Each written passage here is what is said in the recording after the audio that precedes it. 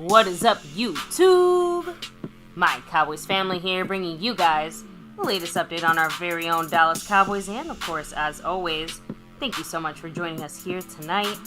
Take a second to hit like, subscribe, hit that notification bell, follow us on all social media at MyCowboysFamily, and of course, hop in the Discord. The link for that's in the description box down below. Another day closer, guys. A couple days away from Thursday and round one of the NFL draft. I can't wait. It's a big one. We got 24th pick in this draft. Let's see what happens to this pick. We got a little more insight tonight for you guys because of these big three. Not the players necessarily. You know, Mike is in the pile there as far as the players are concerned, under that cash money. But I'm talking about Jerry, Steven, and Mike McCarthy, and how we're going to fill up that left tackle exit from Tyron Smith. We're going to discuss that today. They spoke all about how they're going to fill that hole. Yeah, but again, it's kind of like what's the plan going forward with that 24th pick in the draft? We're going to move it, maybe trade down. We're going to get the offensive line situation figured out. Is a tackle center? They discussed a little bit on that stuff, and then they discussed a lot on all the other stuff, like a horrible free agency and many, many more things. DAK's contract, CeeDee Lamb's contract, Micah's everything. They talked 95% of that and 5% draft. So we'll get it all to you guys because that's really the entire night of news. So buckle up, guys. It's going to be a good one. Now, as we open this up, we got to shout out those that make the world go round here in MCF, and that goes right to the man McLovin, who's back-to-back like our 90s Cowboys as our sponsor of the week. Woo. And also back-to-back like our 90s Cowboys as our Cash App King. Thank you very much, McLovin, for showing the love. And, of course, not the only one representing. You have Jason Renfro somehow still holding on to that stream boss with 3 points. He's got 3. The Brandon Cooks, anyway, drops that. They're the stream boss. And he's also back-to-back as our gifting champion when it comes to the membership side of things. That's right, the membership gifting king. Yeah, it's one of the greatest ways to really drop the love here. There's a lot of ways to drop the love. That's one of those ways is gifting a membership, multiple memberships. Right now, this week in the lead, nobody has gifted membership yet. That's I think right. this week. So we are, currently it's that board is fully open. As far as the leaders this week, when it comes to the Cash App side and the overall board side, McLovin is in the running. He's like third, but he's not first. Currently first place right now, and we talk about After Dark or here MCF. On our regular main channel, SCO9171. Much love to him. He currently has the lead on both the Cash App and overall board. So we'll see what happens there on that side of things. Again, big shout out to SCO, Jason Renfro, and of course, McLovin for the love this past week representing these boards and maybe trying to take over this week. We'll see what happens. Now, there's, again, a lot of people that drop the love here on the After Dark side of things. You look at SCO971, Gloria, McLovin last night. They dropped a little love after the show. And then you also have some membership entries here from Big D, back in that Navy Blue crew, and William Burney in that Navy Blue crew. So appreciate both of you guys on the board as well. And now we got, there's jumping back in the membership. There's gifting memberships.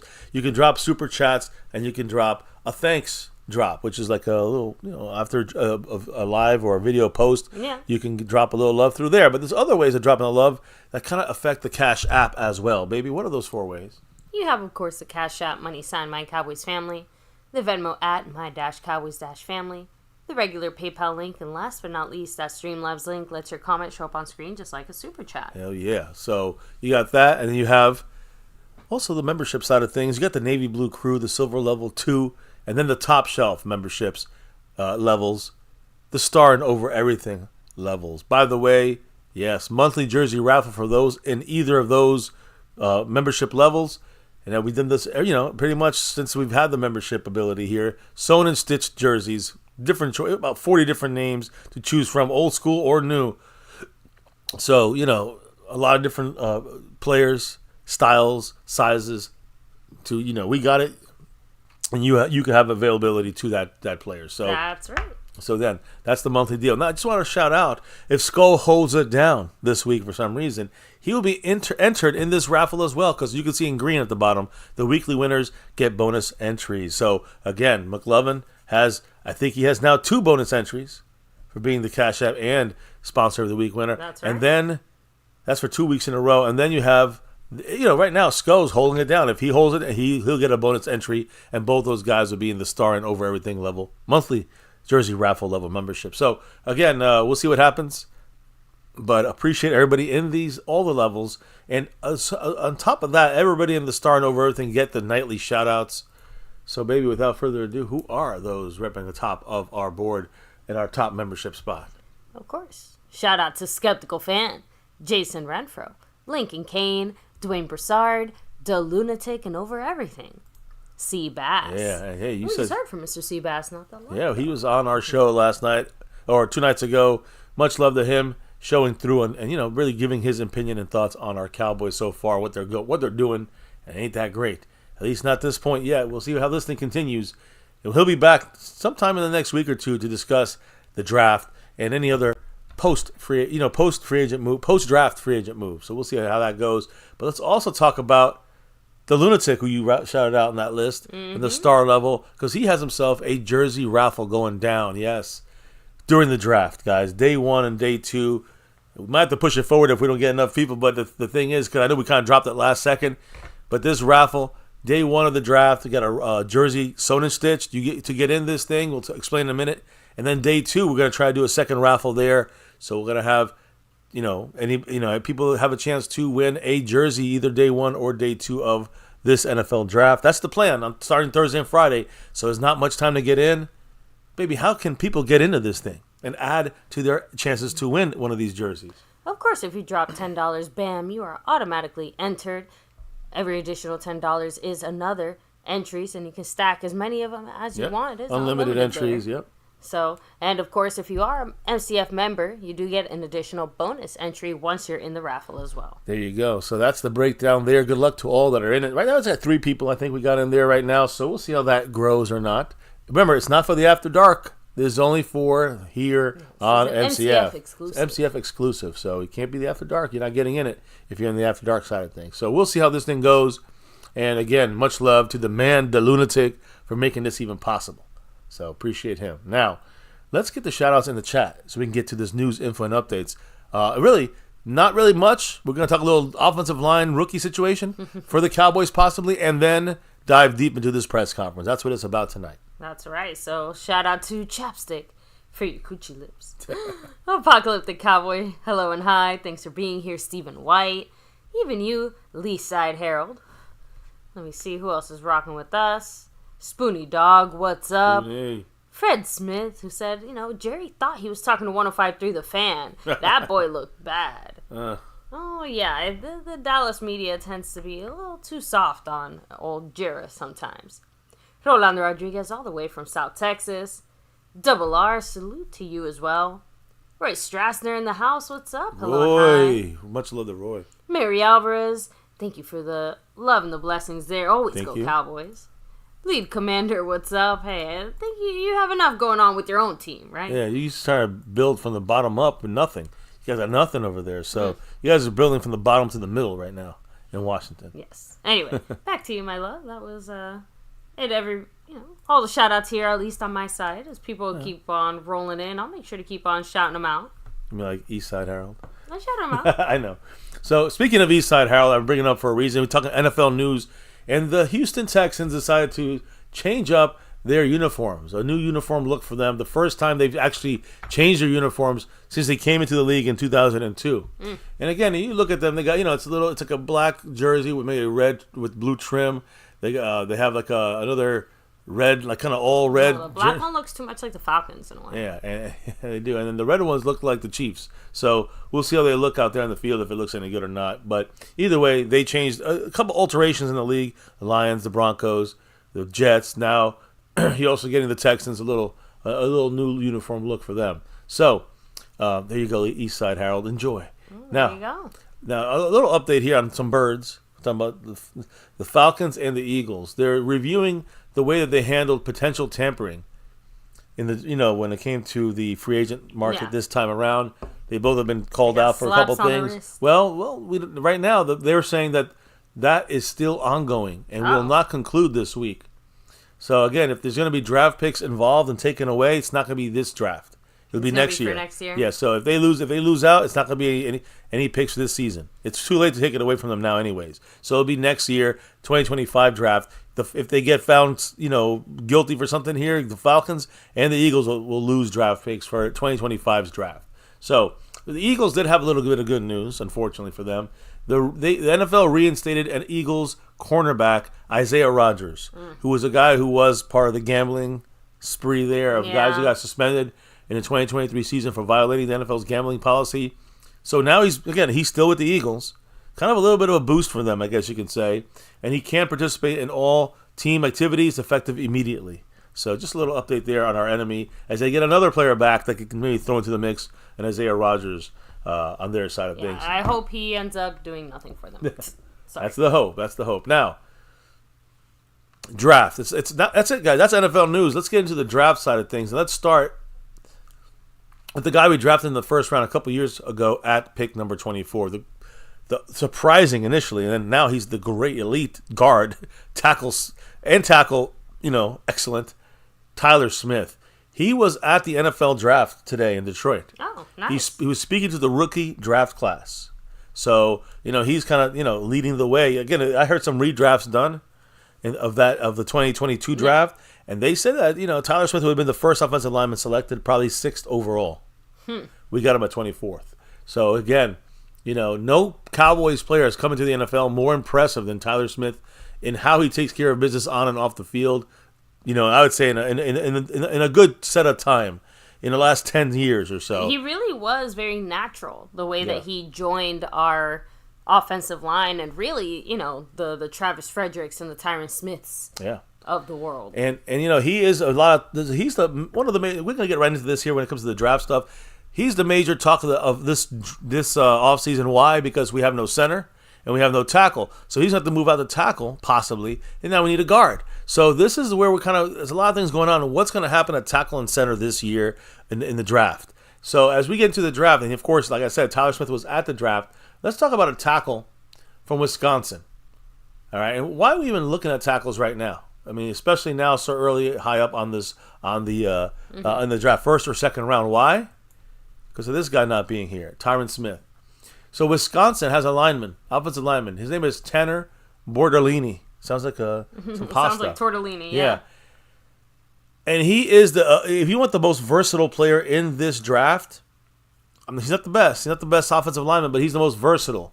Because, again, he can play every single position on that offensive line. Center, left guard, right guard, left tackle, right tackle. And he said, he just kind of skimming over some of what he said. Basically, he spoke about the difference between center and guard.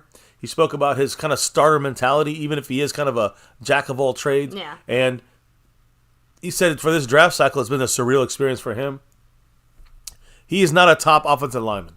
I'm just going to say that right off the bat. And he's not. I mean, I look at a list here of about maybe 10 guys, and Bortolini is nowhere. I'm sorry, 20 guys. He's not even in the top 20. So you can see this guy being a really good Cowboy Day 3 pick to be a versatile can play anywhere on the offensive line, and he has the skills and the mentality to do that. So definitely. He also sounds like he's a little bit hungry to prove himself. Prove a starting spot. Right? Say, hey, just because I do all these things, across the board doesn't mean I'm not good enough to do any one thing and well enough to start. Exactly. No, I agree, and I think that is something that I think he's not a day 1 or 2 pick. He's not going to be filling in the shoes of this guy, right? The cleats of this guy here. So Tanner Bortolini from Wisconsin. Keep that name in mind for day 3 when it comes to offensive line depth across. And you can say center, guard, or tackle. Bortolini can do that. So keep that in mind. A day 3 pick, I think, is definitely possible for the Cowboys. Now, what did our clown show say today? Hong Kong. When it comes to offensive line needs, Jerry Jones, Stephen Jones discussing trading back along with needs at that O-line. So there's a lot of different, possibilities here for the Cowboys. Go center, first round, tackle, second round. We can go tackle first round, center, second round. But they both today at there was a press conference. And if you look at our thumbnail, you know what it's about. You see them back there, all 3 of them. That was today. Stephen Jones at far right, Jerry Jones in the dead center, And, of course, on the left there, grumpy looking, kind of like trapped, Mike McCarthy. And these are the guys that came out to speak, as the Cowboys always do a day or two before the actual draft. Usually the Tuesday before. You call that perfectly, baby. The Tuesday before the draft, the Cowboys have their NFL draft press conference. All right? So today, Cowboys owner, general manager Jerry Jones, along with his son, executive vice president and cap handler Stephen Jones, and, of course, head coach Mike McCarthy, they all spoke in front of the media today in their presser to discuss what this draft could look like, with the Cowboys picking 24th in the first round on Thursday, and then 6 more drafts, as you can see, 6 more draft picks, 2nd round, 3rd round, 5th round, 6th round, no fourth round, but 2 7th rounds there at the end. So that's what we're looking at. These numbers, when it comes to where we're picking, 24th, do not put that in stone yet, according to the Joneses. Because even though we need offensive line, and we have, other needs, I guess you can say, and also other possibilities when it comes to maybe trading back. So let me just move Tyron Smith out the way, because he's not the main guy right now. It's actually going to be, the front office, and I'm going to just put him up as the clown show. That's the way it's got to be. So Stephen Jones and Jerry Jones both spoke. And again, basically saying that there's potential to trade back. Jerry Jones basically sees his opportunity to pick up some middle round picks, which is what we've been saying. We need to get a 4th rounder in there at least somehow. So get something between pick 87 and 216 there. 87 and 173. I'm sorry. And you might have to use some of these picks, to kind of make a trade going down. So again, what did Jerry Jones say, baby, about maybe a chance to make a move and do a trade of some sort? Trading down. Said, quote, "It's very likely to have an opportunity to do that. Given the right people left on the board, or the wrong people gone off the board, and the right trade, really, there's a lot of variables here as to whether you'd go up or down. And obviously, we'd like to have some mid-round picks. We're all in with these young guys, and we're all in with this draft." Oh, boy. That obviously sounds like they're obviously leaning much more in one direction than one. I mean, listen, they're not going to go trading up. That's the point. We need a middle round pick. You trade up, we're going to have even less picks. Yeah, he's obviously just trying not to give everything away, but like I said, he basically... If anything is trading down, that's the opportunity. It wasn't just Jerry that spoke. It was also Steven that had a couple comments to say about this drafting situation. And what did he have to say, his 2 cents on the draft and the upcoming draft? Said, quote, "It's great to be drafting a position where there's a lot of them. Quantity. If you're where we are, of course it's the 24th pick. But my point is, if you can go in and it happens to fit need, and there's a long number of them in the draft, that's fortuitous. That's a good thing to have happened." Yeah, he's referring to the offensive line situation. And I think that's why the Cowboys let everyone run, because they say, hey, we can sit here and kind of, we know we're going to go for an offensive lineman starting, in this draft. So it feels like they've always kind of pinpointed offensive line. So adding in there saying, if you look at attrition, if you talk about where it hits us the hardest, it's the guys that we lost in the offensive line. Well, yeah, no shit. Biotish and Tyron Smith, both gone. I think he's also alluding even all the way back to the Travis Frederick loss. I guess you could. That's what I'm trying to say, just attrition. Anyway, adding in there, quote, "I think the communication is outstanding between our scouting staff and Mike McCarthy and his staff. Will and his staff, really, in terms of getting on the page as to what we want in a Dallas Cowboy offensive lineman. There's guys up there that some people have higher than others. Everybody's got an opinion, and certainly a feel for what would fit with their group. I just think we do such a great job of going through all these guys and really communicating back and forth." So, again, so far, no clown show, really. Not too clowny.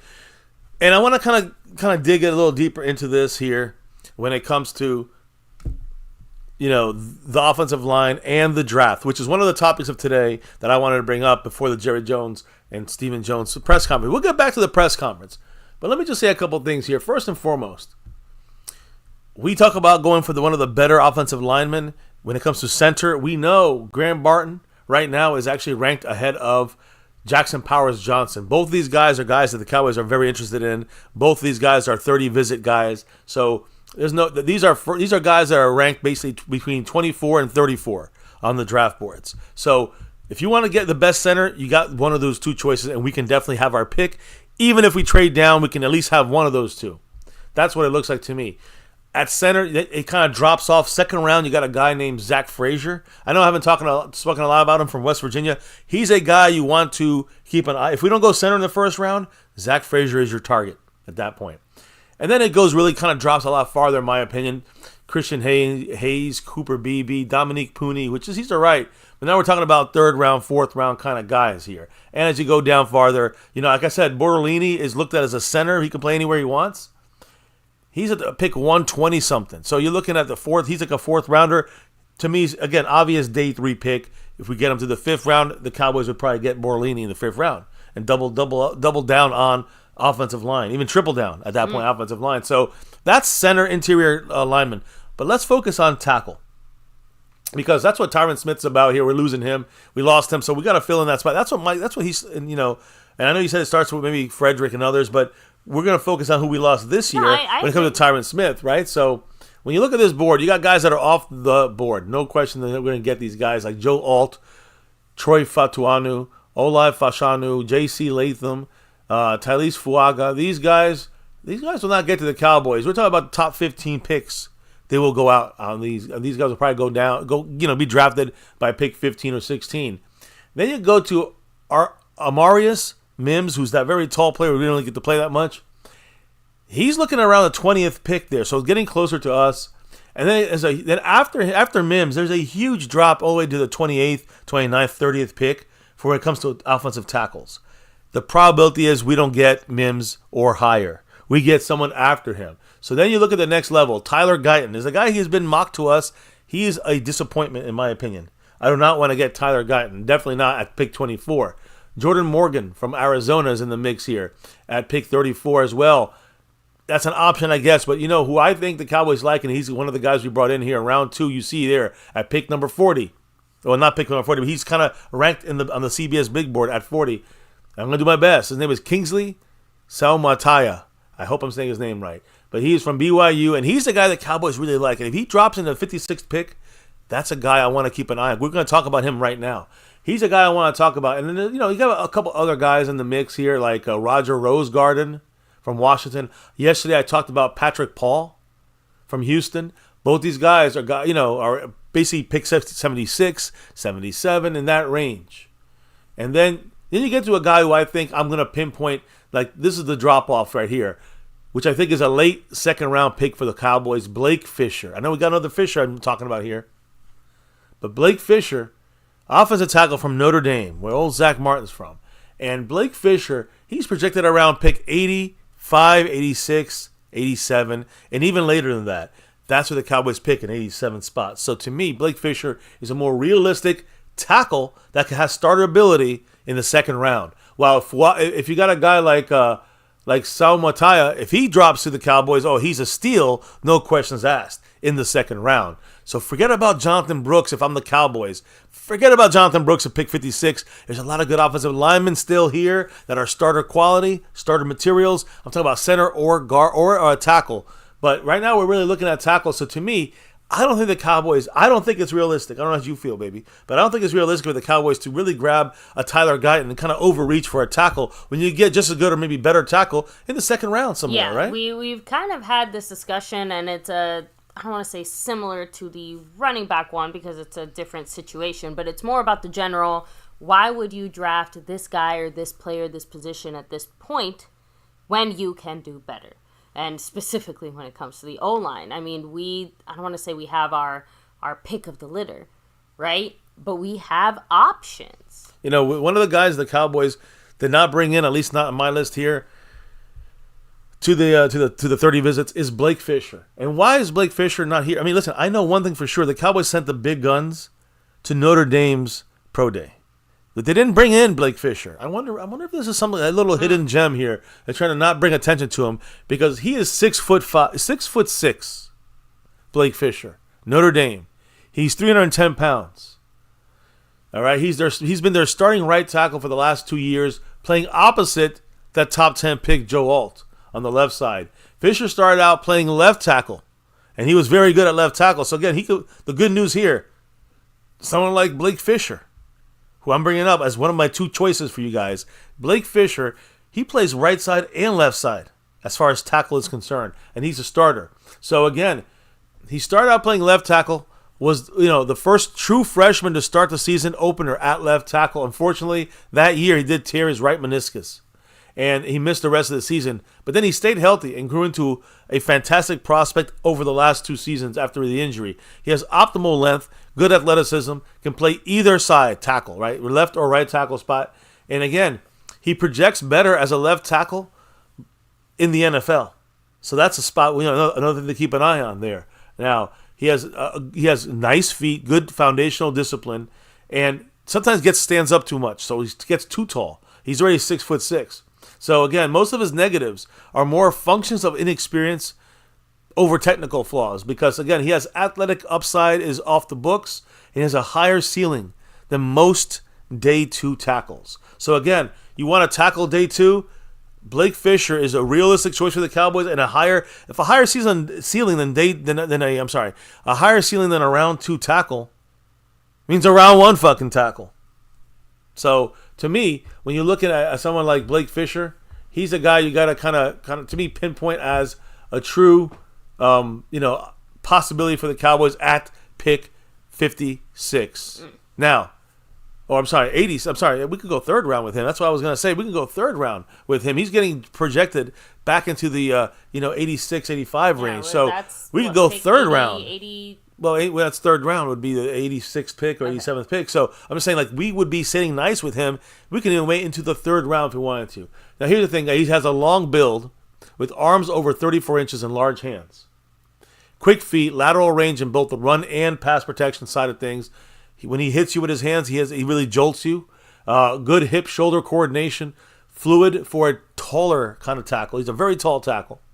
Understands how to expand his angles without lunging, losing balance. He's really good at pulling, which the Cowboys love. You got to pull well. He's good at pulling and engaging in space while on the move, which is a hard thing for some tackles to do. Keeps very nice spacing, coordination, and combo on duo blocks, which we do a lot. We know that. Very rarely is fooled by the pass rush or different schemes coming in. He's good. He has very good football IQ. Decent anchor. Could get better. But he does a great job keeping his feet active when he's engaged. So he keeps chopping. He has technical consistency. That has improved quite a bit. But he can get better. But again, that's improved in as last year progressed. And he plays without doubt, confidence and passion. Now, what's the negatives on him? What's the worries? He still stands up too much sometimes. So that makes he gets bowled over out of position. Negates his length and power advantages when he gets too tall.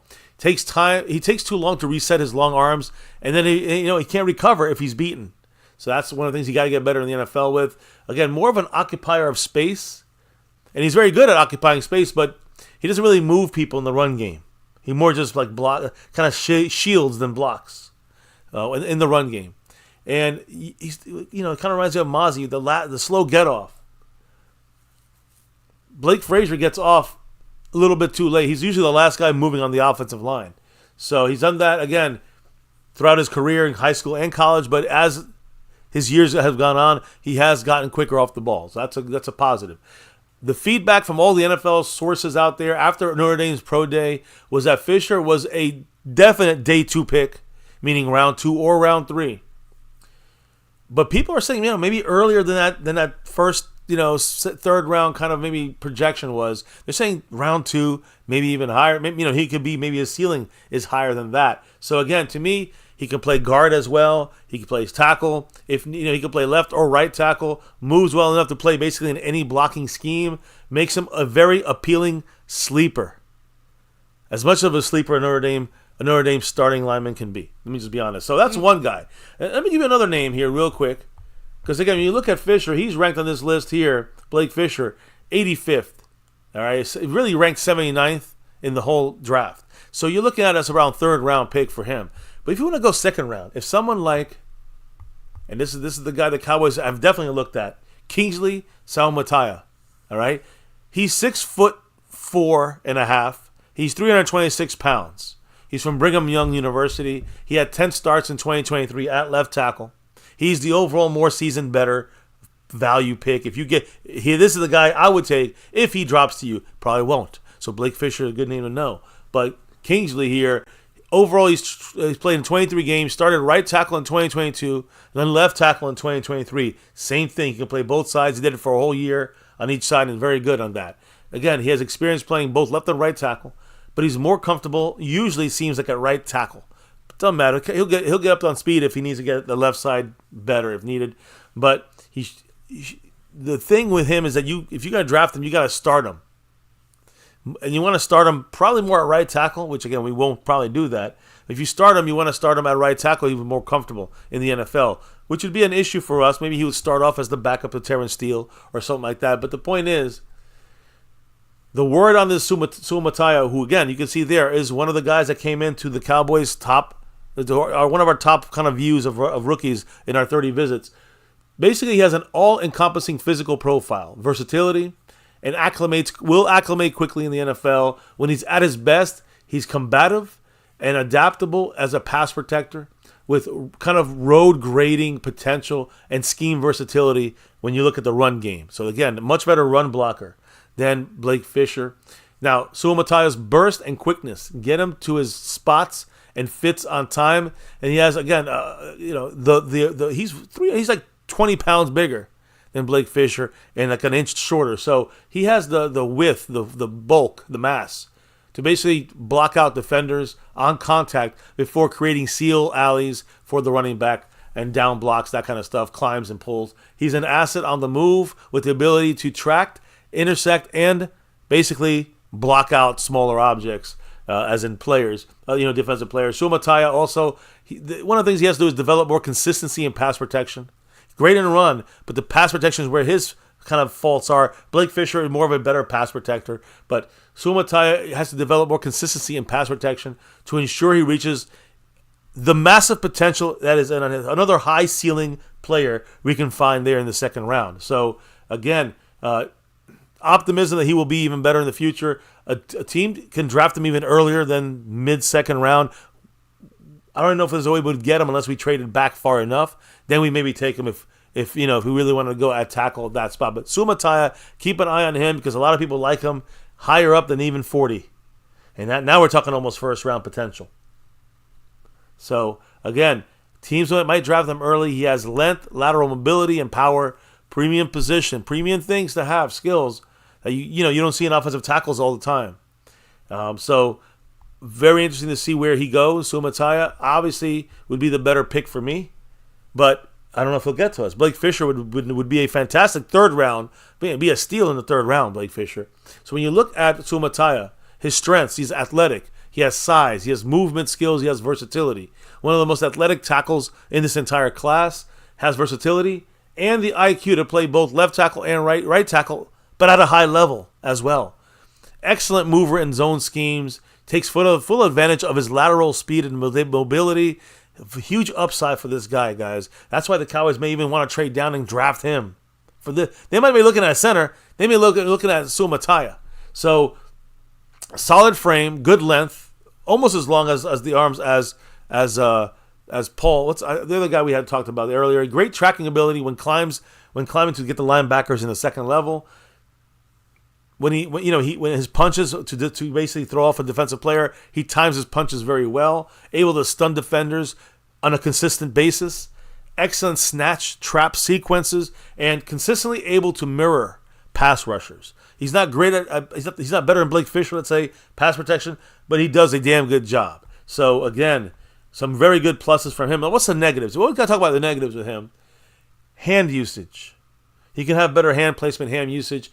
Redirection in his kick slide, which some of the Cowboys would probably want to see improved on him, and experience. He hasn't played enough games, really. And for most people's likings, 23 games, more than some others, but not more than, let's say, Blake Fisher, who's had 3 years of playing. So again, he sometimes gets sloppy with his hand placement and where he's supposed to land the hit. He's been known to overset on occasion, which allows inside lanes to open up. And sometimes Suomattaja gets overly aggressive in the run game, which he's doing great in, but then he whiffs trying to go for a knockout punch on a block. Now, one last thing I want to bring up before we get back to the Joneses. I want to bring up about that. I would love to hear what the family has to say in the chat, but there's so many different, just like I've talked about this in the past about a lot of players the Cowboys have. You can say Tyler Smith is a great example of this. But there's a wide variety of different viewpoints on where some guys should be drafted at or not. And, we look at someone like Kingsley Suomattaja. Nate Tice has him listed as the number 22 overall player. CBS Sports has him at 40. But then you got Daniel Jeremiah. Has him at 121. So when you look at he's ranked as high as 22nd. In some of these analyst picks. And then you look at Daniel Jeremiah, who's an expert at this as well, has about 121. That is a 99 spot fall. I'm just saying that tells me there's a big wide range of where Suomattaja can fall. I'm assuming he'll probably go the higher side of that between, let's say, 42 and 22. I don't think he's going to go in the 20s, actually. So let's say 32 to 42. Suomattaja probably falls in there. But according to some people, he could go lower than that. So we'll see what happens. Just the fact that there's so much fluidity there with his placement, and it depends which teams are up, and if there's a player they like more, they might draft that one over Suomattaja. And if some teams don't want to even have anything to do with him for whatever the reason is, whether they don't need a tackle or they have him rated lower. But you got to get lucky that the right teams pick the right players so that this guy can fall to us. I'm not dreaming on that, but I would be happy with someone like Blake Fisher as well. So, any thoughts on any of those players when it comes to rookies before we continue? Well, Revolution Journalist said, thank you, Nicole Skulkalowski.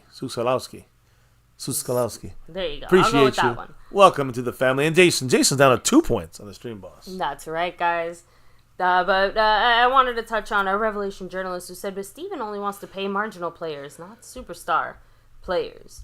So, Mike Aldana also said, show will F this up at some point.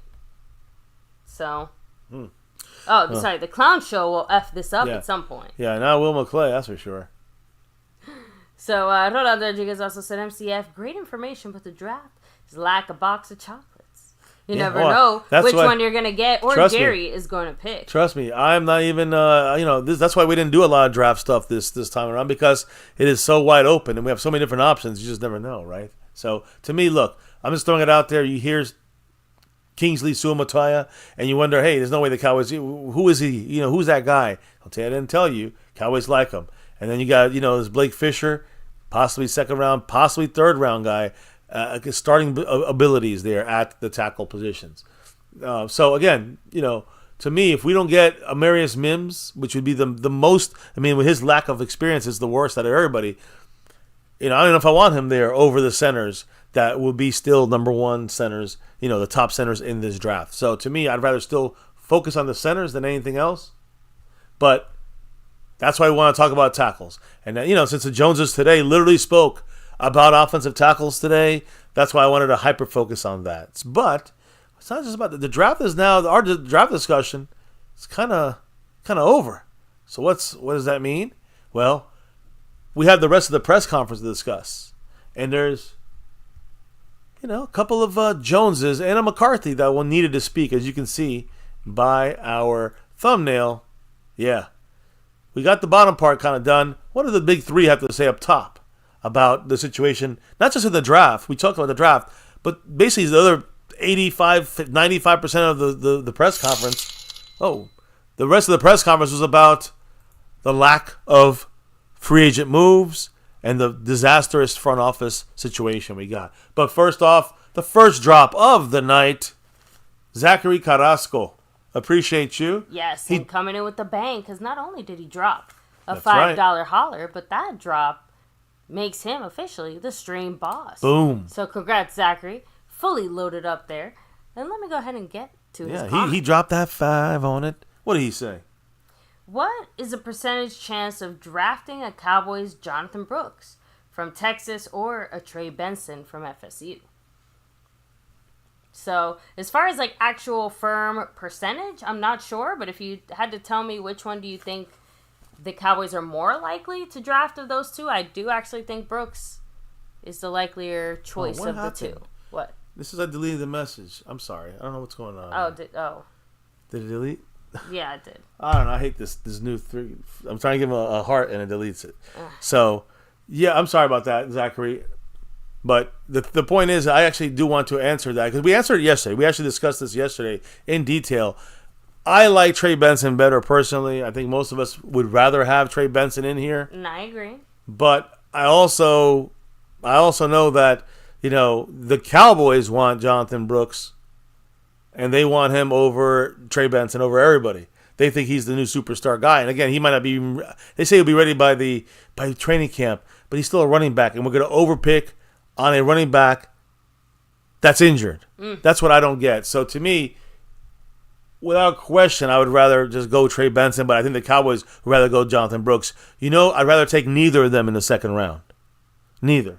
So to me, that's the way I fall on that. Let's I would rather see the Cowboys save the running back spot till the third round.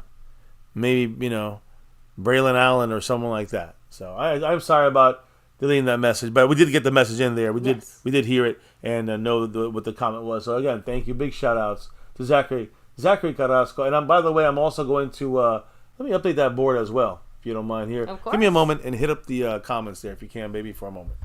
So what's up, Luis Ortiz? Thanks for rolling with us. Apocalyptic Cowboy said, I hope Arch Manning will be our QB in the near future. So, yes. It's still a couple years away. There's been a few jokes. I know more recently I've been hearing things about Deion Sanders' son, who's in, oh my God, where's he at again?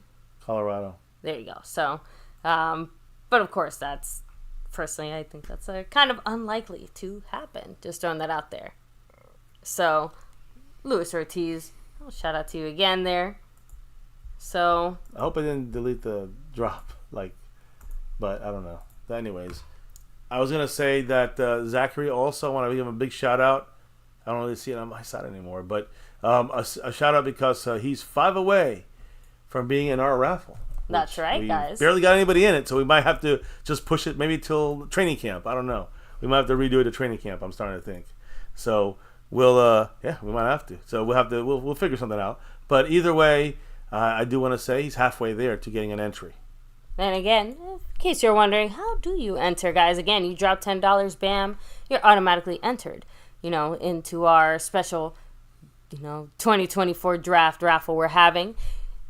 If you would like to win your choice of an authentic, stitched-in jersey, a bunch of players, styles, and sizes available. You've seen us rep our very own here for the last handful of years, and more than that, really, of course. But you guys have been seeing it for the last handful of years. So, and yeah, thank you to the Manda Lunatic for helping to make that happen. So we'll see. And hopefully. Those entries do stack, by the way, guys. Yeah. So every additional $10 is another entry, and it just keeps on stacking. And if you're a member, you get a bonus entry as well. Yeah. So we'll see when we do this. That's the goal, is to do it for the draft. So we'll see what happens. Now, got Zachary up on that board. Got him on the overall board. He's 5 away from being in the raffle. And what else did this clown show have to say today, guys? When it comes to Jerry and Steven. They said quite a bit. Yeah, they did. And they did kind of, after opening up, talking about offensive line and what the needs are and this and that, the real questions started coming in. What the fuck happened this free agency? What's going on with contracts? Why didn't we sign anybody? Why didn't we extend anybody? Why didn't we make room to sign people? So get ready, guys, to hear a lot of bullshit. I don't think you heard this, baby, but let's get ready to hear a lot of bullshit from this front office about the lack of everything that we've done. Nothing this offseason. And the lies. This is filled with lies from Jerry and Stephen Jones. So, baby, take it away. The first question was basically, why haven't the Cowboys done anything in free agency? Let's just gather into that. What was said by Jerry Jones about this? Our rules of this game is to have a salary cap. And that salary cap means that if you pay Zach Martin more money one year, you're going to have less to pay the next year. That's just part of it that goes, and that's what you've seen. There's no question we've been operating on the credit card. That's how we've had Dak Prescott plus his greatest supporting cast around him for the last 3 or 4 years. You can't keep that if, in fact, all of a sudden, the system causes that to go up and you've got to start depreciating it down. So, if you decide to have a key player and you pay him to that extent, then he's going to have less supporting cast around him. Look around. That's the way it works. That's the way it's been working in the NFL. We have known that you are going to basically have to have less in order to have some of the players that we want to have at the prices they are. You've got to have less supporting cast, and there's no getting around it. Now, I'm going to always give it a ruling here. That is it clown show or not clown show? It is clown show. That has been the final ruling. Guys, I mean, again, working off the credit card, we get it.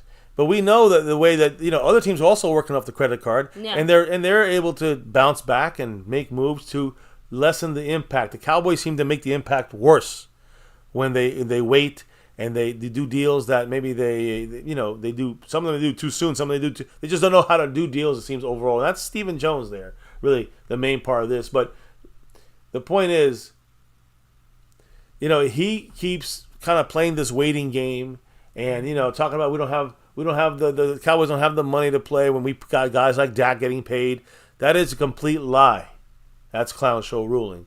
And, having less, giving Dak less guys. We had Dak with maybe the best team, maybe twice in his 8 years with the Cowboys, now 9 years. He's had two, I would say, more stacked offensive teams at the very least. And, you can look at his rookie year. It's kind of stacked more like offensive line and play call. I don't even count that rookie year. But, in that sense, like, that's going to define his career or define his situation now for the Cowboys. So to me, it just sounds like we had a chance to use that extra Dak money. Cowboys didn't do it. The Cowboys ended up now paying the Dak money, and the Cowboys still could have folded money forward, decided not to do it, blaming Dak. That's what it sounded like to me. Not blaming him, but saying their hands are tied because that's the way it works in the NFL. You got to pay the credit card back, which of course, yes, you do. But you actually make money off of that if you do it right. So the Cowboys, for some reason, are being naive and ignorant about this, it seems. And that wasn't where it stopped, because it was more comments and thoughts by the media asking basically more or less, what are the Cowboys, what are the front office supposed to do to say to the Cowboy frustrated fans like us, like you guys, about the Cowboys' lack of free agent moves? And, this one was taken over by Stephen Jones this time. And yeah, he had his 2 cents. The prodigal son answered this, quote, "The elephant in the room is our lack of playoff success. And we can win an offseason like we did last year and get an A. Oh boy, you went and got Cooks. You went and got Gilmore. You signed some veteran players, and boy, you won the offseason. But guess what? We didn't get it done in the playoffs. Until we have the success in the playoffs, that's the biggest question that everyone's going to ask. How are you doing to get over that hurdle? And we feel like we can do it with this roster. I know Mike feels strongly about our team and what we can get done with. There's a lot of moving parts when re-signing top players, and certainly you want to get it right. There are some contracts that you look up and you didn't get right, and that happens to all 32 teams. You make some bets because you're dealing with human beings, you're dealing with injury, you're dealing with all the things that go on sometimes, and those contracts don't pan out for you. But when you're paying the type of money we ultimately will, or would have to keep to a DAK, to a Micah, to a CD, you want to make sure you get it right. And there they go again, blaming the contracts, while other teams are signing their guys and getting their big contracts, and they're going out there and also signing free agents. The Cowboys are claiming this is not happening for them. They can't do this. So the big part to me that really kills me, baby, is the fact that this front office thinks that we won the offseason last year because we made 2 trades for Gilmore and Cooks. Nobody said we won the offseason. To the Cowboy front office, bringing in a veteran Cooks, 10-year veteran, bringing in veteran Stephon Gilmore, that is winning the offseason. What a schmuck. See, this tells you where their heads are at. They don't know their football. They think they're winning off seasons by making. That's not winning an off season. That's just staying level with everybody else, even with everybody else. That's winning. That's what he thinks winning the off season is making trades for basically a third corner and a third receiver in a way. Like, that's his mindset of what is, winning the offseason. That's because they've never done that in an offseason. So by them doing that, that's them thinking they won the offseason because they made 2 trades in an offseason, which they never do. So it's frustrating to know that they actually really truly think this way. They are backwards. And then at the end, this whole, moving parts and re-signing players, this is all about trying to negotiate in the media with contracts of DAK and Micah and CeeDee Lamb. And they do a poor job at this. Poor job. So, hit up the chat real quick if you don't mind. I do see, like, Luis Ortiz. He's saying, interesting comment there. He said that, he was really taken aback about he was taken aback by the comment I made yesterday. I really was taken aback about your take on picking someone who could sell jerseys. That was an avenue I never even thought of, and they better not screw up these first 3 rounds. I'm telling you, do not hold your breath. I do think the Joneses, this guy, Steven, Jerry Jones, they'll pick a running back, put 21 on it, put Brooks behind it, and say, buy these jerseys, baby. And that's what they're gonna do. You're not gonna get an offensive line guy and get it by his jersey as much as you're gonna get a running back. Mm-hmm. We know it, right? A receiver. So yeah, get ready for it. It's coming, Lewis. I know. I hate saying it, but man, that's what's gonna happen. That's why I say we got gear for years. The wife, myself, the kids, we got gear. We could wear Cowboy stuff every day of the week we wanted to. So the Joneses, we'll take a little hiatus from your tomfoolery. So I don't know if any other quick comments, but we're referring to anything we said here, but we're going to keep Wisdom moving. Wisdom of God, what's up? Salute to you as well. We kind of keep it rolling here. Esmodius, hello and hi. But Luis Ortiz said, Jerry Jones is sending a message to the NFL, meaning you can't make me mortgage farm on 1 or 2 players. I don't know about that, because again, I think that there's other teams doing the things we're doing or more. I mean, with their own star players, like the Chiefs. And no one's mortgaging anything. I think Jerry Jones is completely okay, completely fine when it comes to his, money situation. He's not complaining about money or getting strong-armed. They're just bad negotiators. And I think that every team has 3 or 4 players that are asking for big bucks. Some will get it, some don't. But some teams make the right choices on that and negotiate right. And our front office does not do that, unfortunately. So yeah, that's an issue, that the Cowboys have been having for the last 28 years with this front. Not with the coaches every year. We had Parcells. Not with the players every year. But mainly with the front office every single damn year. So that's the unfortunate part there. Now let me go ahead and take a second here as well to shout out the man Zachary Carrasco, who once again just dropped a $5 holler. Much love. Sorry about the last one, brother. I was gonna say try to leave this one up on the screen. Yeah, this time. one's up. This one's up. I gave the heart, and he's officially in the raffle. Again, if we raffle this off in a month from now for whatever the reason, all these names will still be in the raffle. Remember that. This will carry on. These specific raffle entries. So much love to Mr. Zachary Carrasco. What did the man say with that 5 on it? As it'll trickle through here in a minute. Oh, there we go. In a second. It is. Perfect timing. Boom. What does Zach have to say? Keep or trade Luke Schoonmaker. Well, we're not trading him this year, but I say give him another year and we'll see where we're at. In my opinion, I will. He's a blocking type of tight end, so we'll see how McCarthy uses him this year. What do you think, baby? I mean, absolutely. So I would rather. No, I'm just saying. Like, I agree with you. I would much rather see what we end up doing with Schoonmaker, especially since we already got him, than trying to trade him for what I don't think is going to be equivalent, very good value. Yeah.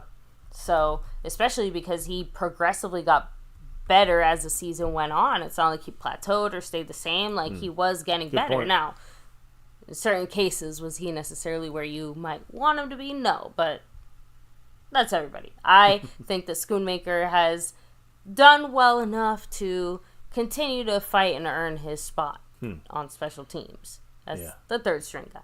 Yeah, I am right there with you, and I do agree. We're on the same page here when it comes to this. I do think that Schoonmaker will get another year under his belt, and we'll see what he can do or not do. I think at that point, we'll see what happens. So, yeah, that's my 2 cents on that. I do, I do see Schoonmaker being utilized maybe a little bit more this season, obviously, with now not being a rookie anymore, and hopefully, knock on wood, he's coming back from that injury, that shoulder surgery that him and Mozzie Smith, both our first and second round pick last year, having surgery on their shoulders. So Mozzie will be back definitely, but Schoonmaker maybe cutting it a little closer. We'll see what happens. But good question there about at least what do we do with someone like Luke Schoonmaker.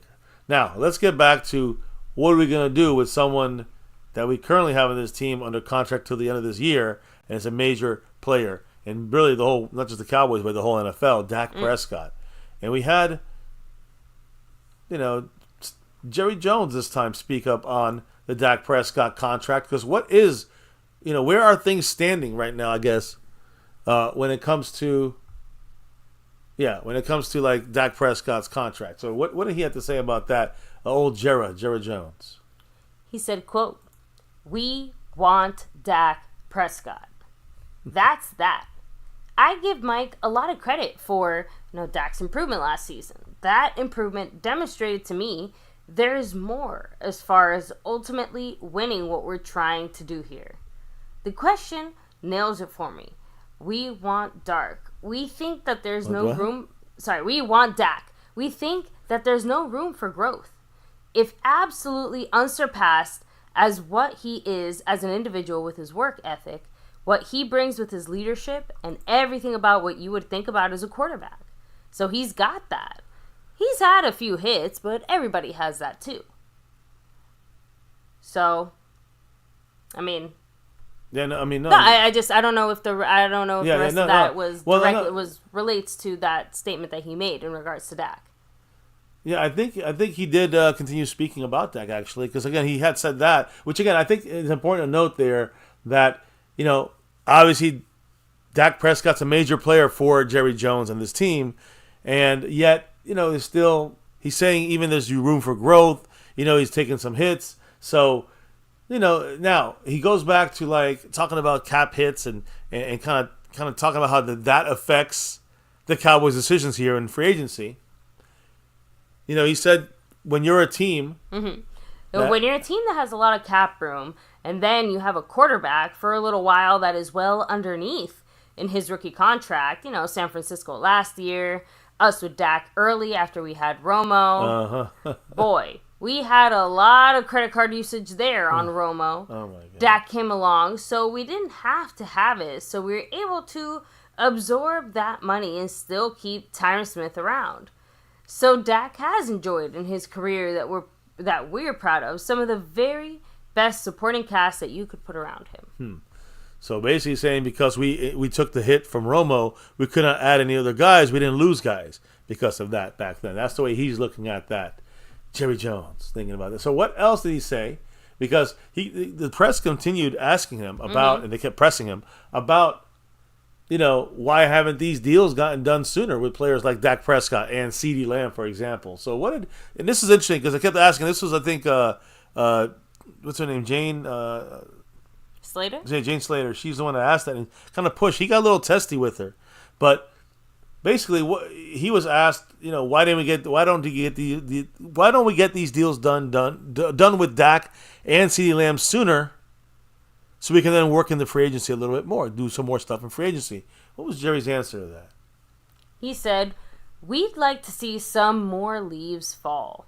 We'd like to see some more action. It's called option quarterback. That's working the problem. I've spent my life being an option quarterback. I can go all the way out to the sideline and still have a pitch in me. I can do that, and that's just a style that you have. So you never know. You may give money to somebody that you shouldn't have given it to. To say that you're not working on it and going is not the right answer. It's on your mind. It'd be madness not to know that the containers are ahead.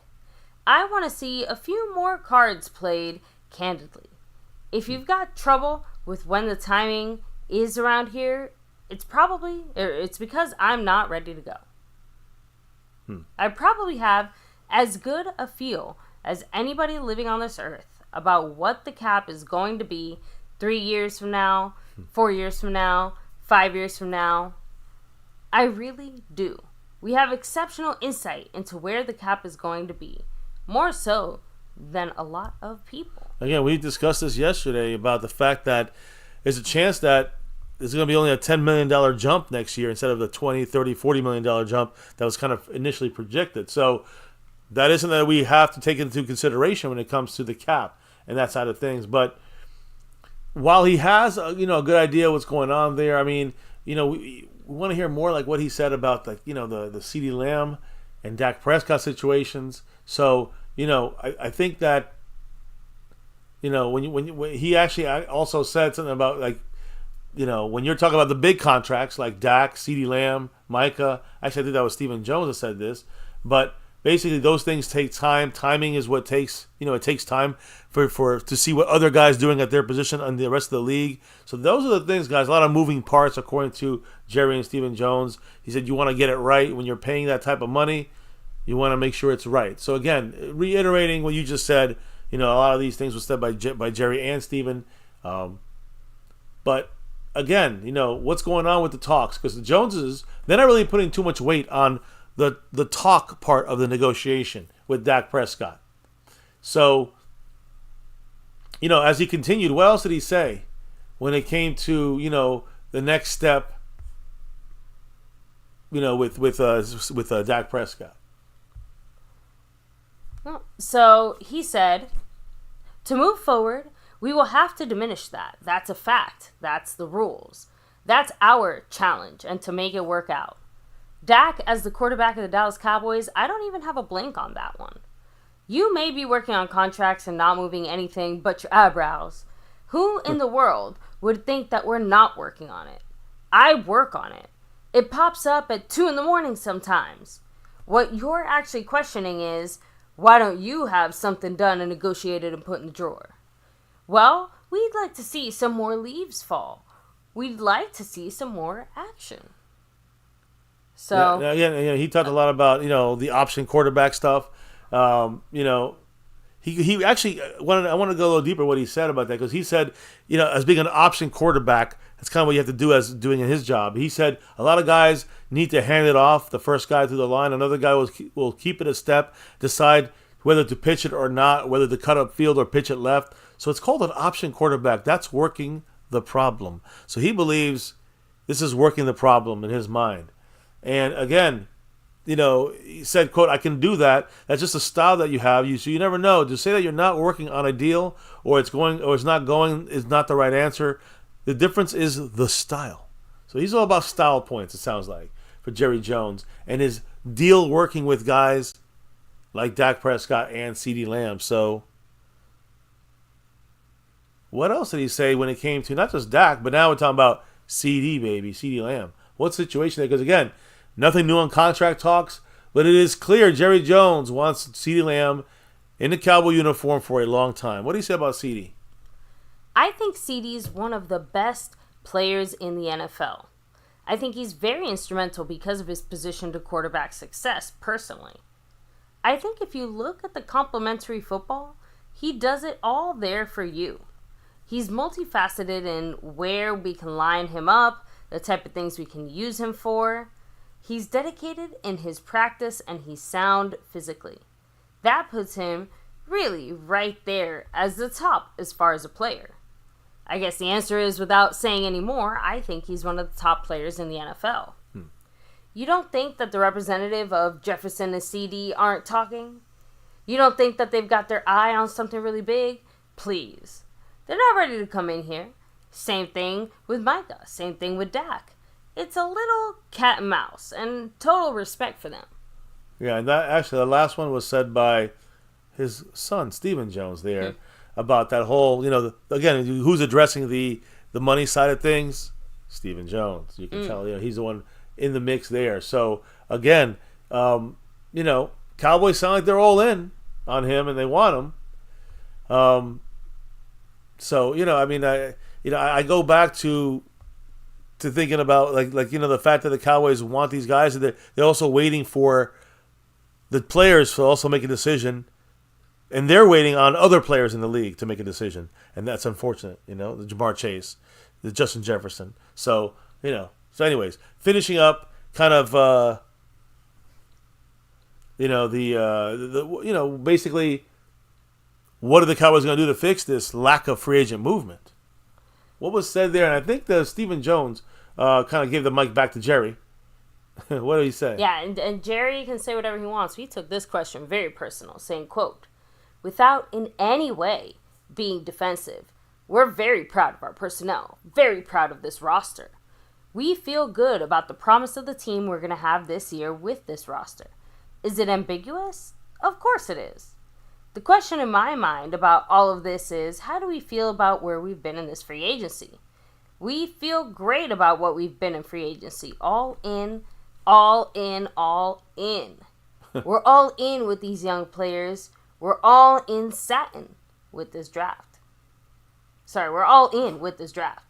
So, and then he kind of was asked as well, don't their salaries get more expensive the longer you wait to get these deals done? I want to hear what he said there in a minute, but I also want to go back to saying the fact that he's all in, repeats all in, all in, all in, over and over and over again, almost sarcastically. And he's doing this like, we're going all in, but he's like, we feel great what we've done in free agency, which is basically let everyone go, not really sign anybody but 2 players, and that's barely, and all in with the young guys, all in with the draft. So which team is not all in on the draft? Which team is not all in on their young guys? That's a stupid fucking comment. He's trying to deflect his initial all in statement way back when he, right after the Packers loss, when we lost to the Packers in the playoffs. So, anyways. I just wanted to stop the pause it there. But again, then also, the longer you wait to sign a player like DAK or CeeDee Lamb or Micah Parsons, we know usually the salary will increase. So, what did Jerry say about that? If you're asking me, do I worry about things going up? Not worried. But I probably have as good a feel as anybody living on this earth what the cap is going to be 3 years from now, 4 years from now, 5 years from now. I really do. We've got exceptional insight into where the cap is going to be more so than a decade later.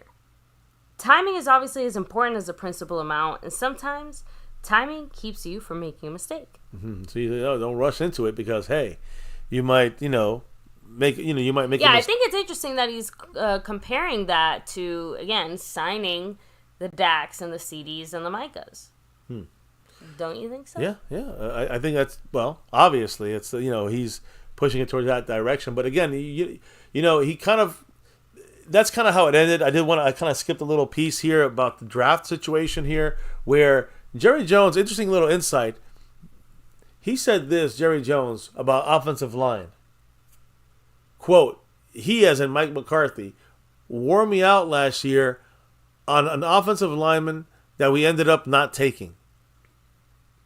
And that's what Jerry kind of said about McCarthy's views. Well, because he was asked, what's McCarthy's views on needing an offensive lineman? And that was Jerry Jones talking about that. Now, do you remember which is the player they might have been talking about? Now, I know in the second round, I'm thinking Osiris Torrance. But I'm thinking what he was talking about is Bergeron, who also started all his games for his team. So the guy who we did not take, and we took Mozzie Smith instead. So McCarthy must have really been pushing for, let's say, Bergeron to come in there and basically take over for Tyron Smith. This year we would not be having that problem. We don't have to figure out the center position. So, kind of funny that Jerry Jones kind of let that slip out from the side of his mouth there. If you put it together, you can figure out, McCarthy wanted the tackle. Mm-hmm. He wanted the offensive lineman. And then, again, McCarthy, you got to remember, guys, and I don't know if you had talked about this earlier, but McCarthy spoke a little bit. No, McCarthy. It's funny because, guys, McCarthy, we've hardly even said 2 words about McCarthy. McCarthy was in this press conference, but he spoke very little. It was very unfortunate for him. He seemed almost like he's dead man walking. So McCarthy basically, he believes it takes the best thing for the Cowboys to do is to take the best player available instead of reaching at a specific position. He said, quote, I think the biggest thing you've got to take is the best player, the best value. Tyler, as in Tyler Smith, Tyler's flexibility gives us something unique to have. The fact that he started at both positions at such a young age is pretty special. I look at these players, just say the offensive line room. Which player, regardless of the position, do they make the offensive line room better? I have great confidence in our process that if we do select on a high offensive lineman, that we'll make the offensive line room better and we'll figure it out. My God, I hope we can get one of these running backs as well. It would be great of an add to the room, the running back room. But I don't believe these draft picks. I don't believe that these draft picks are just absolutely starters. I don't succumb to an 11-man roster because it's not the reality of how this thing works. I think the fact that we're in a 17-game schedule, it's even more exemplified. It's going to take them all to get to where we want to go. So, Red, saying that, it's almost like we're going back to the, putting it all on the young guys kind of situation and hope they step up, which has been kind of the mantra from the front office. This would not be, I'm sure, if Mike McCarthy had a choice, I'm sure this would not be the path that he would choose, which is what the Clown Show decided to do. Now, when I look at this press conference, at the end of the press conference, Stephen Jones showed off doodles and little writings and like little cartoons and shit that Jerry Jones was drawing during the news conference. It's almost like he's regressing to childlike functions here. And Jerry Jones doodling and writing, and Mike, and then you see Stephen Jones pick it up, show it to the media, kind of laughing at it. So now, when you look at this press conference, guys, the first really pre-draft press conference that featured only about 5 or 10% draft talk. The other 90% was about finances, salary cap, why was nobody why there was no deals extended or no one signed, why wasn't there free agents signed. So that's really what the fans really wanted to find out. At least they held their feet a little bit closer to the fire this time around. Also, to me, in 2023, last year, the Cowboys, in their mind, truly believe they tried.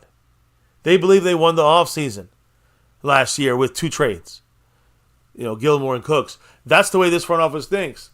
So because they basically had, they tried a little bit more than usual, that was winning the offseason for these schmucks. That's the problem with these two Stephen and Jerry Joneses.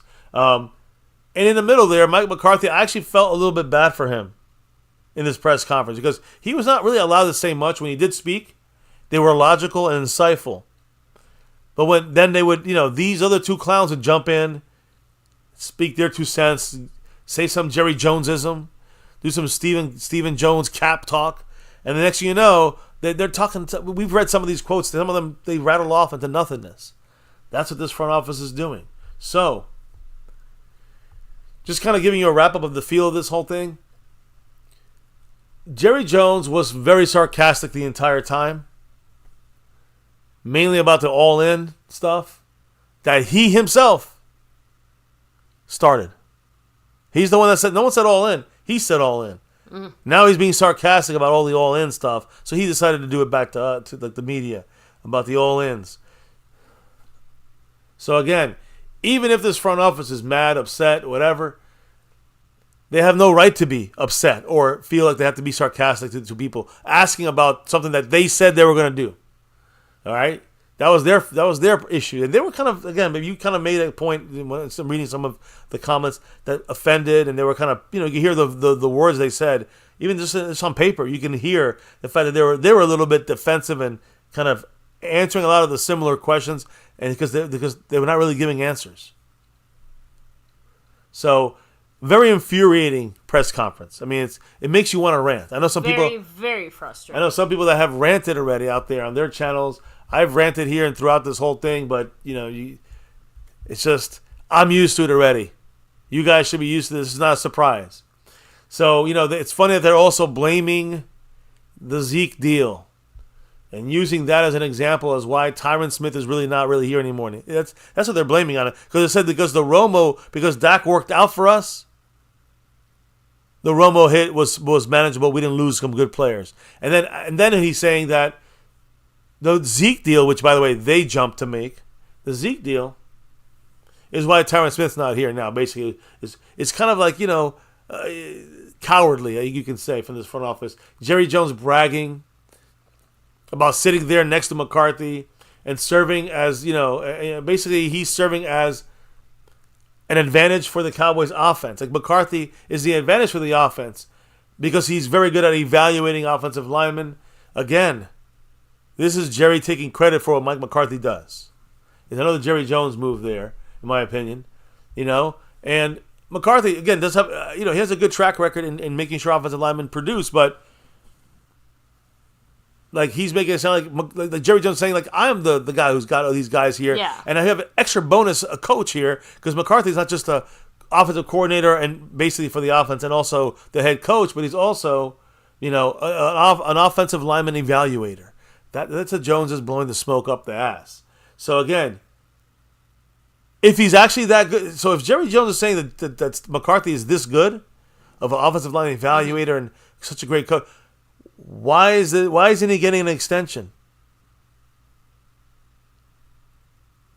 I mean, obviously, the Joneses just do not want to get it done yet. McCarthy? Yeah, I mean, but they're wanting to put his feet to the fire.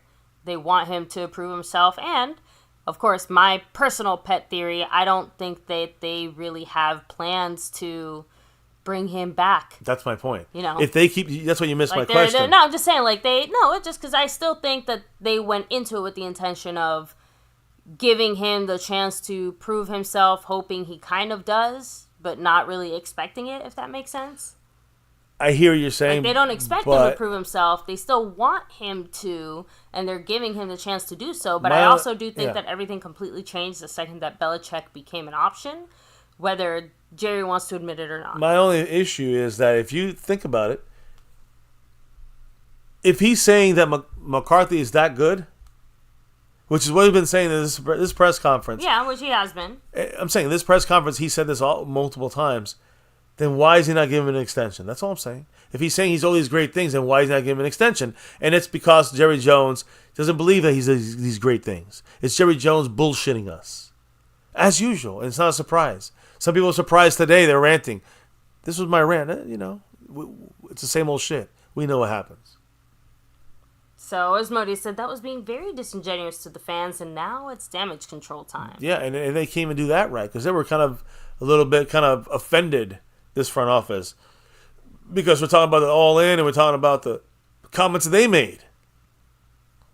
So, they always will twist it around and probably label it fake news, as when people hate to be brought up to the facts, they call it fake news. Cheese Louise, what's up? We also have the man Jason Renfro in the Renfro house. in the What's house. up? By the way, Luis Ortiz wants to know what happened with the Sean Payton situation with his contract ending next year. Yeah, I'm not sure what's going to happen to that, but I think it's more, control of the team. Peyton wants more control of the team, and Jerry Jones is not going to let that go. But someone like Bill Belichick is more of a family friend, so I don't know if he has. If maybe Belichick will be more, he'll just maybe say, "Listen, I'll talk to you as a friend, and we'll get things done that way, and you can still be the GM, rather than Belichick take control of GMing by label." Agree. So, let me see. We kind of touched on most of the comments there. Jason Renfro also letting us know that the Mavs tied the series. That's awesome. Yeah, hell yeah. So it's 1-1 right now. Yeah. Hopefully Mavericks can pull it out, man. I really hope they can do it. That's my Bulls are out, so yeah, hell yeah. Let's hope the Mavericks can make Dallas, the city of Dallas, proud. Unlike our Cowboys, who have not been far from doing that, unfortunately, for the city of Dallas and for the fans of the Cowboys. So mainly because of the clown show, Jerry and Stephen Jones, which again spoke today. McCarthy was also there, but kind of just like gimped up in the corner. So, you can see the thumbnail shows it all. He looks pissed off there, Mr. McCarthy. And, Jerry, Stephen, a lot of bullshit piled in today. A lot of bullshit to make their case seem like it's correct. And they are 100% wrong. But they can do what they want. It's their team. So, let me see here. No, we kind of touched on most of the comments here, my love. Just throwing that out there. Let me kind of jump back a tiny bit here. Wisdom to God said, I know we want some linebackers and running backs, but I wouldn't mind after getting O-line for the first pick. A stud receiver like Coleman in the second round, Yeah. RB3 and linebacker in the fourth, CeeDee Lamb's cousin would be a beast. I don't mind going receiver. I just think first round is a little too early, second round too early. I think that third or fourth round, if we trade back, that fourth round pick could be a wide receiver. And there's Malik Washington sitting right there in the fourth round, which I would not mind having as well to add into that receiving core. I would love it. But I wouldn't go second round. That's too high, in my opinion. When you can get an offensive lineman and solidify that entire front five. Exactly. So I do want to take a second here and also shout out the man himself, Jason Renfro. Let's love it, Jason Renfro. Adding to... Oh, they're adding to it with a 2. Adding to his raffle entries. The shot clock, I guess. Not sure what it'd be called. Yeah. We'll think about it for a second there. But the timer, the countdown, whatever. Thank you so much with that $2 holler. He said, go Cowboys, Mavs, Stars, and Rangers. Hell yeah. Much love to Jason Renfro. Appreciate you, brother. With that $2 holler, let me see if I can do this without erasing it. There you go. Go Cowboys. And, all the other Dallas teams as well.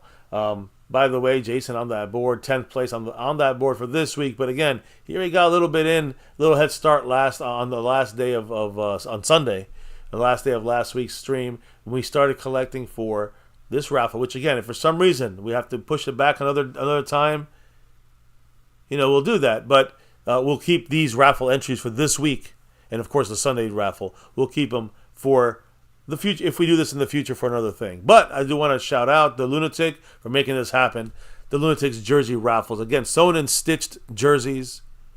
We're not giving you the jersey that we want to give you. You're picking the jersey out of the ones we have available. Multiple new players right now that are on the team now. Multiple old school Hall of Famers, legends. All of their era, styled uniforms. All different styles, sizes, the whole thing. And we're going to raffle off 2 separate jerseys.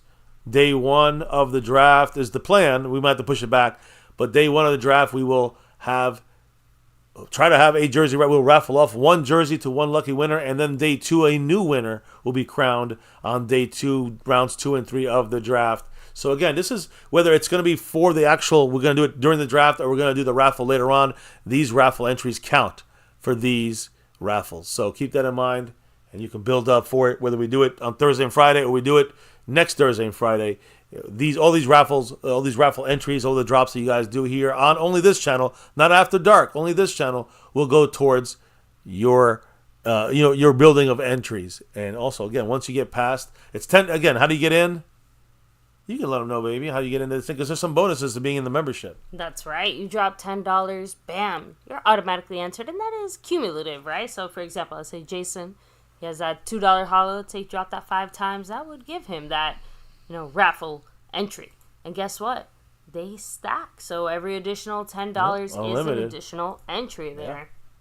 Yeah. Unlimited, entries. So you can up your chances to win one of these jerseys. And if you can even up your chances a little more with a little bonus. That's right. You mentioned it earlier, but membership does have its perks, guys. If you are an MCF member, you do get an additional bonus entry once you're officially in the raffle. Yep, so that's what we were rolling with this whenever we do the raffle, but it is titled the Lunatic Jersey Raffles for the draft, day 1 and 2. 2 jerseys here getting raffled off. Can't wait to see who are the 2 lucky winners whenever we do raffle them off. So, on that note, though, I think that's everything here, baby. I think we pretty much touched on all the comments and thoughts of today. Tomorrow we'll talk about our mock draft and also the first round pick. Some ideas I have in comparison when it comes to the center position and the reality of that. We'll touch on the tackles again, but I'm going to let you know, I'm going to go through it again, that the tackles won't be there that you think are going to be there for us at 24. So trading down and still getting the top center or one of the top 2 centers, that's the mindset I'm going into this thing with, especially after hearing the Joneses saying that they'll be willing to trade back to add picks, especially in that 4th or 3rd or another pick in the 3rd round. So that's what it's about. That's the way I'm looking at this draft. And that's what I expect for night 1. And we're almost there.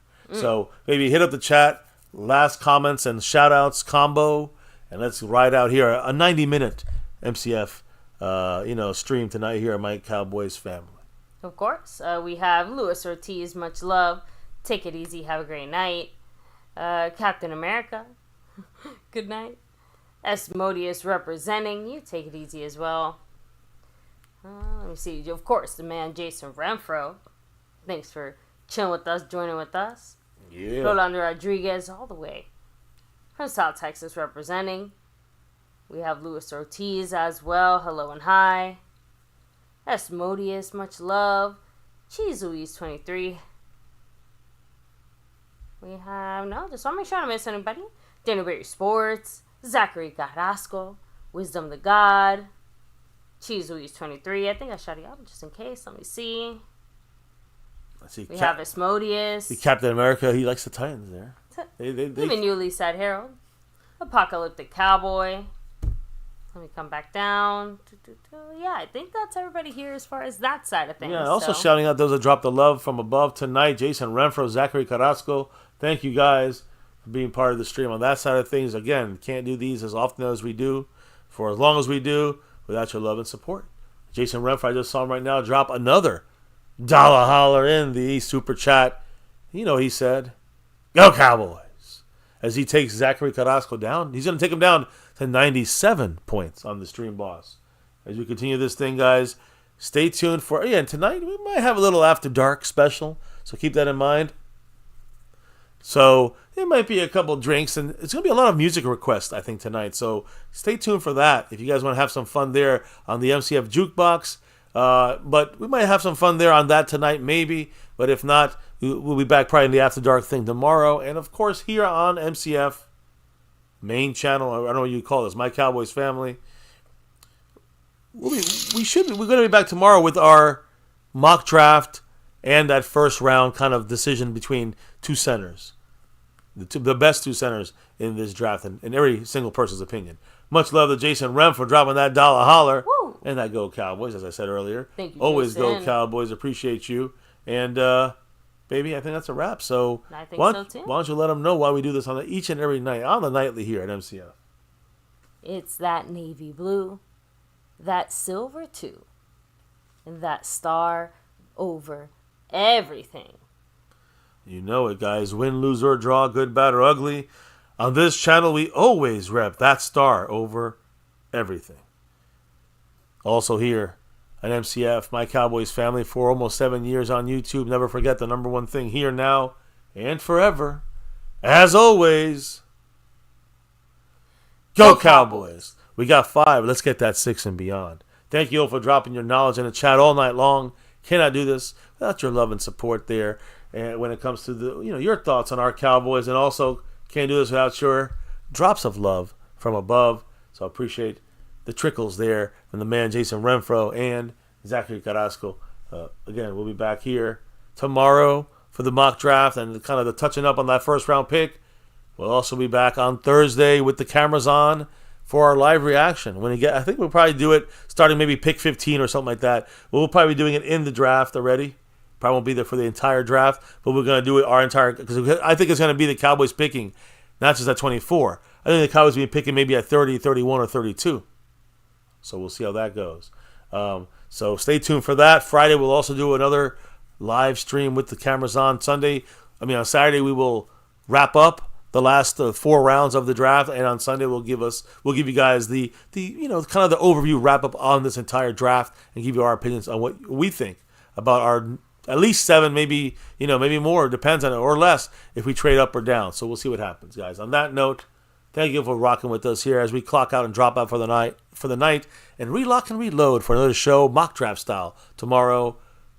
Never forget, guys, before we can drop out of here for the night, baby, tell them what we got to do. We got to drop the beat. Oh yeah, beat's been dropped. It's a wrap here at MCF. Thank you all for stopping by for some fun under the sun here as we hear our clown show talking some dumb shit. Be real about this. Very frustrating.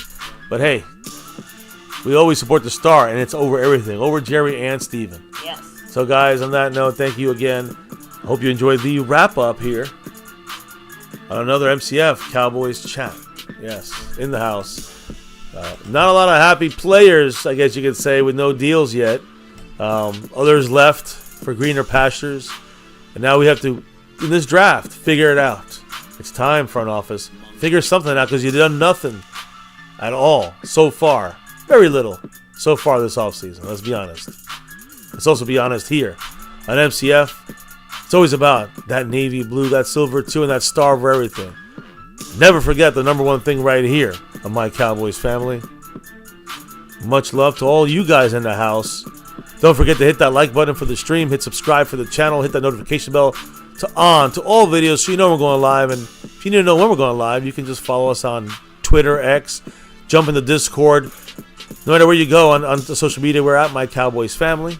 And hey, if you watch this in the replay, don't forget to hit the like, comment down below. Let us know what you think about this video and any questions you have. Outside of that, everyone stay safe. Have a great night, day, wherever you're at. Peace. And never, ever forget, go Cowboys!